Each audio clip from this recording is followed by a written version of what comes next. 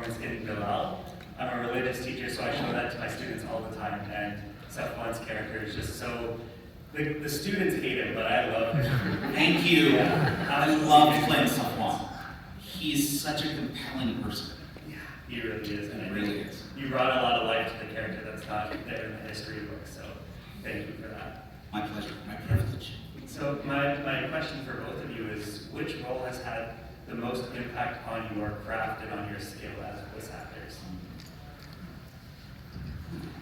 That's a tough question. Going deep on me, man. What role is your eye Agamotto? You go first. Oh man, thanks. No pressure, Josh. Just I mean, say something incredibly compelling to me. let's see. And you can't say spectacular styling. Well, but I mean that really was one of the characters that really kind of defined what I do. I mean that Can you take us back to the first day going in to record that? Was that a big, with great power must also come great responsibility kind of moment Well, for you? the thing is that like I had been cast to play Spider-Man before, but it never quite worked out. I was originally cast to play Spider-Man in the PlayStation game, the movie tie-in game, and I recorded the whole game. And then after I had recorded the whole game, they got like the clearance to use Toby, so he recorded the game. So like I was Spider-Man, but I wasn't Spider-Man, and so they didn't want to waste the audio they did with me, so they ended up putting like kind of like this hidden mode of play where when you pass the game, then you get to play as Harry in the Green Goblin suit. And so they had me record a couple other lines so that it wouldn't just be like a reskin, even though it was just a reskin. And so I was kind of bummed, but I'm like, well, hey, at least they kept me in the game. But then I kind of became the de facto Harry. So in like Spider-Man Friend or Foe, I was Harry Osborn. Didn't have to audition for that, which was awesome. Right. Margaret. Thank you, Margaret. But again, like I was now Harry. So when it came time to when I went for the read for Spectacular Spider-Man, I was like, well, here I'll try to be Spidey again. Hopefully they don't cast me as Harry again, but hopefully I get it still. So I was very conflicted.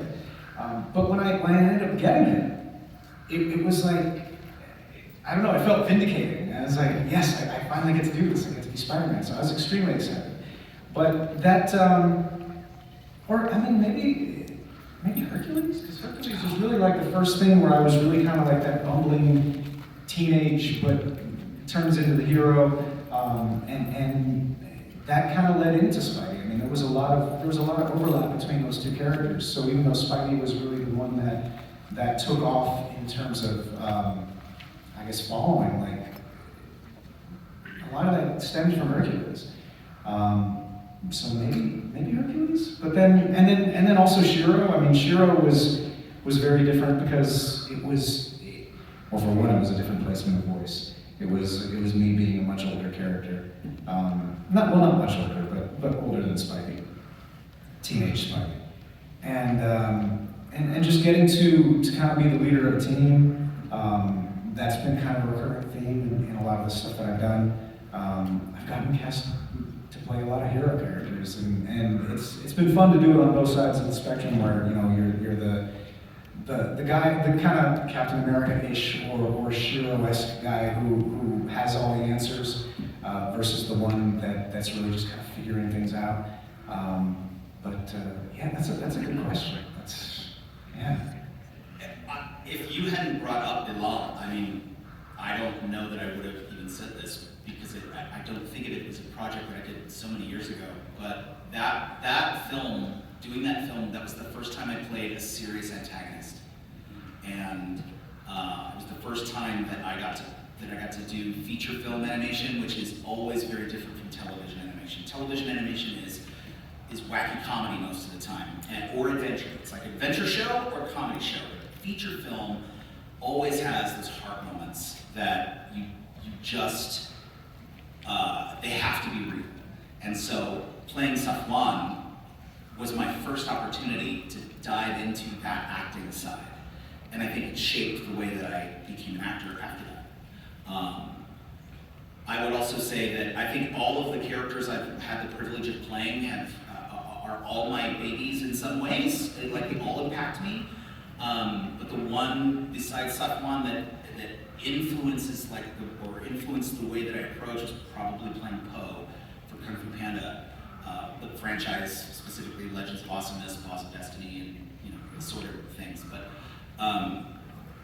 because his story was my story. I didn't get to tell that part of it because Jack Black told that part of it in the first film. But like in 2003, I was just the guy at Comic-Con, right? There's like photos of me at the San Diego Comic-Con in 2003 with like swag in my hand and like a Wonder Woman tiara or whatever, like on my head, a paper one from the DC Comics booth, and then all of a sudden here I am, getting to be the Dragon Warrior, like getting to be the very thing that I idolized for so long. So that had a really profound identification for me. It also helped me understand how to voice match in a way that was beyond just, aping somebody else's impression. I'm not a virtuoso like a James Arnold Taylor is, but the ones that I do voice match, I know how to do them. And it's because I had to do it for this gig, and that has shaped my performance since then, for my entire career. So, thanks for that question. That's a fantastic question. Thank you for your amazing answers.